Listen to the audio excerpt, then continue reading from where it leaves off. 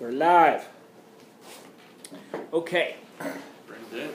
All right. So let's begin again real fast here. Okay. What we're going to be after today is solving nonlinear multivariable equations. Okay. Basically, this ties into everything we've been looking at in basically the last couple of weeks. Okay. The stuff with matrices ties into this. The stuff with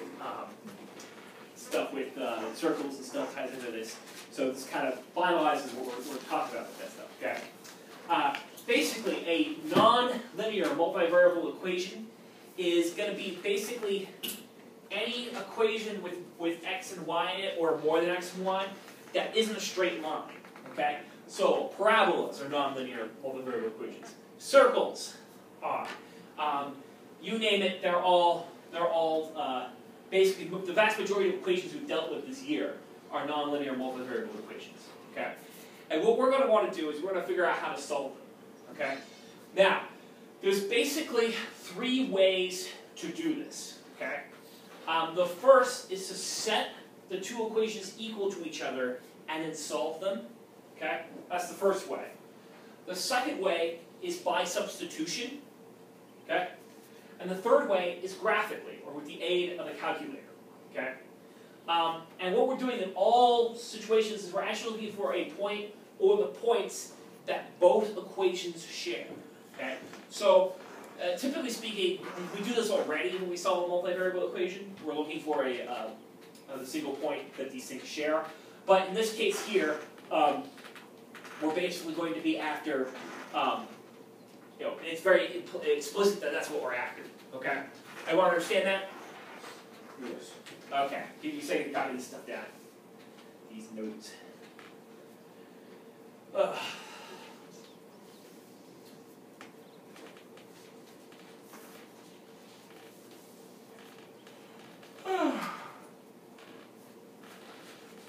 solutions are the equations, or the points that The points that they share, yep.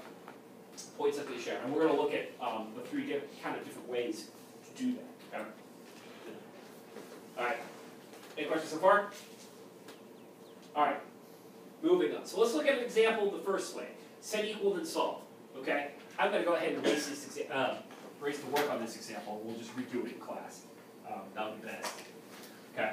Basically, the first method, okay, is by setting equal then solving. So what that means, this is typically done when you have two equations and they're already written as y equals.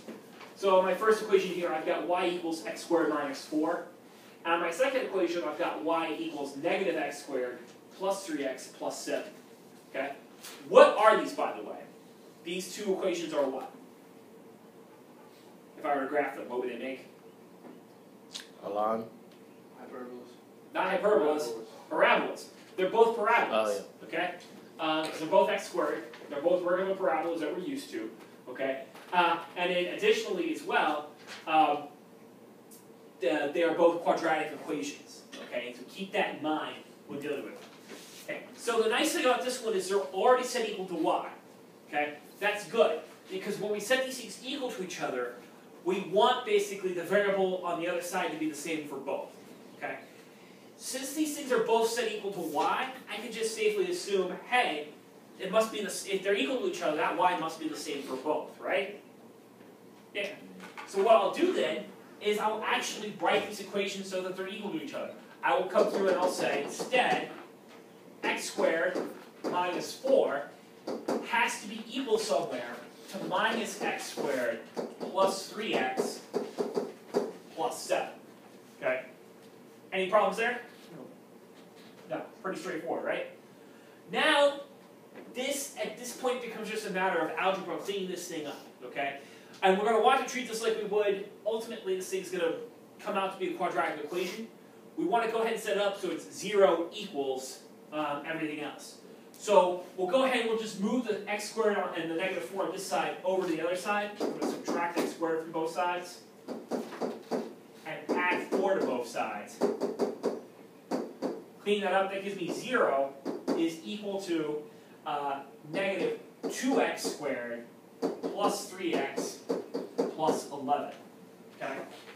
And this is where having this thing be a quadratic equation comes in handy, because that's just a regular old quadratic equation. There's nothing different about this than anything else we've ever seen. Okay? So at this point here, we're going to go ahead and use the quadratic formula and clean this up and find our solution. Okay? What we're going to figure out is what x makes this thing equal to 0. That would be the x that both equations share. Okay? Everyone understand that? Or x's. Okay? This thing could have more than one answer. Okay? That's always a possibility with these things because they're non-linear. Okay? So, let's go ahead and let's use the quadratic formula to work this out.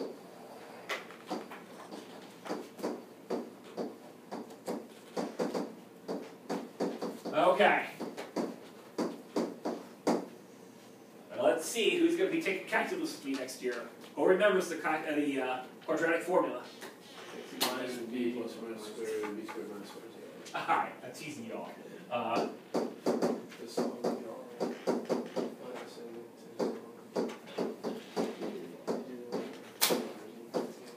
There we go. Quadratic formula. Okay. Probably it's one of those formulas. It's like the Pythagorean theorem. You should never forget this formula. Okay. That's our quadratic formula. All we have to do is figure out what a, b, and c are. A is going to be -2. B is going to be 3. And c is going to be 11. Okay. We're going to plug that into the quadratic formula and solve. Okay. So x is going to be equal to -3 plus or minus the square root of 3 squared minus 4 times -2 times 11 all over 2 times -2. We go ahead and we clean that up. We get -3 plus or minus the square root of 9 minus 80 plus 88. But that all comes out to be all over -4. And one final step to clean up. We'll go ahead and add 9 and 8 together. Well, also too, what can I do with these minus signs in front? take them out. I can actually get rid of these minus signs. Now you might say, well, isn't there technically a plus minus there? If I were to do that though, all it does is change it to minus plus. Is minus plus any different than plus minus? In this case, no. So this is one of the few cases where I can't just be like, oh, cancel those minus signs. Okay, like that. So we'll make this 3 plus or minus the square root of 97 all over 4. Okay? So x, there's 2 points then where x, there's 2 points for x that satisfy these equations, where these two cross each other. Okay? One where it's 3 plus root 97 over 4, and one where it's 3 minus root 97 over 4. Okay? And if I want the y-coordinates, all I'm going to have to do is stick this back in to either one of the equations and then solve for y. Okay? Any questions? All good? Makes sense? Do what my happy is. Alright, good. That's basically how this works by saying equal to each other and so on. Okay? Alright. There's no further questions here because the rest of this, to figure out y, is just a matter of plug and chug. Okay? We're going to go ahead and move on. Okay? And we're going to look at the next system, which is by substitution. Alright, I'm going to clear this example away because this one ended up not being a good example to do. Okay? By substitution works exactly the same way that it does for regular linear equations. Okay? That is to say, basically, you're sticking one equation into the variables of another. Okay? So, by substitution, let's go ahead and look at an example here. We'll keep this rather simple. We'll do a circle x squared minus 1. Sorry, that's not x squared, it'd be x minus 1 squared, excuse me.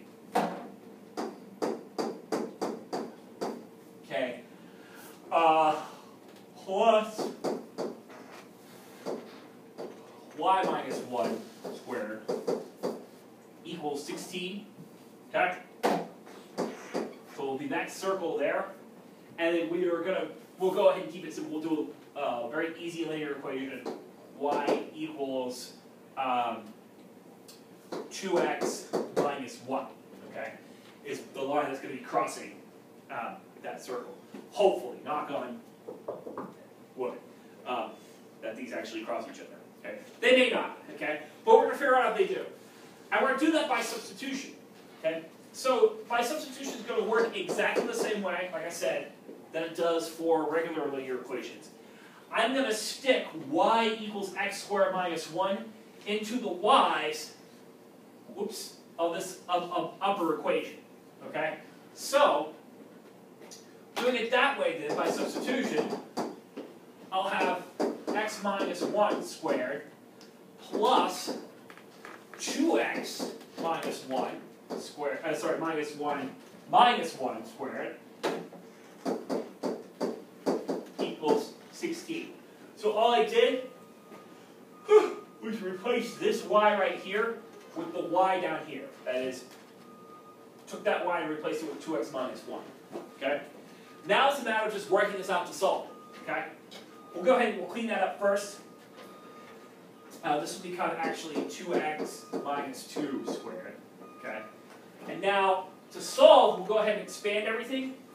So expanding this over here, x minus 1 squared becomes x squared minus 2x plus 1. Okay? I guess it won't need parentheses. Okay? Plus, this one right here cleans up to be 4x squared, okay? Plus 8x, minus 8x, excuse me, it's a minus 2. Okay? Plus 4 equals 16. All finished? Alright, cool. And let me go ahead and give you crop. There you go. Okay. That's enough. Quiz viewers, yeah. Back to you. Yeah. So, this is what we've got right here. Now it's just a matter of cleaning this up and solving, right? I've got 5x squared here, minus 10x, plus 5 equals 16. Subtract 16 from both sides to get 5x squared minus 10x minus 9 equals 0. Nope, minus 11. Sorry. Equals 0. So, hey, this right down here, what's that? Suspiciously a lot like it. It's another quadratic equation, right? So how am I going to handle this quadratic equation? What are we going to do? I'm going to use that quadratic formula again, aren't I? Okay. A is going to be 5. B is going to be negative 10. And C is going to be negative 11. Okay? Feeding that in, x then is going to be equal to minus 10 plus or minus the square root of negative 10 squared. Okay? Minus 4 times 5 times negative 11 all over 2 times 5. Okay? Alright. Cleaning this up now. We get x is equal to 10 plus or minus the square root of, that's 100. Okay? Minus, plus, excuse me, because there's 2 minus signs, so become a plus. 4 times 5 times 11, that'll be what? Anybody know? I get 220. Okay? But the way to double check is 20 times 11, which should be 10 20s plus another 20, so it should be 220. Yeah, how do you do that? Okay. It's 220. All over 10. Okay? Work this out a little bit further.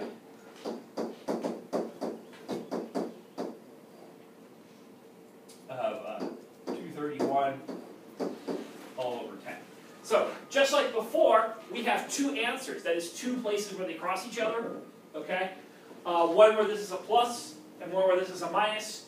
And if we wanted to find the y coordinates, I take that answer for x and plug it into one of my 2 original equations. Okay? Any questions there?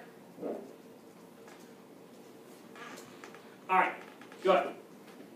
Okay, works the same exact way as it did before. Okay? By the way, if this thing didn't have a solution,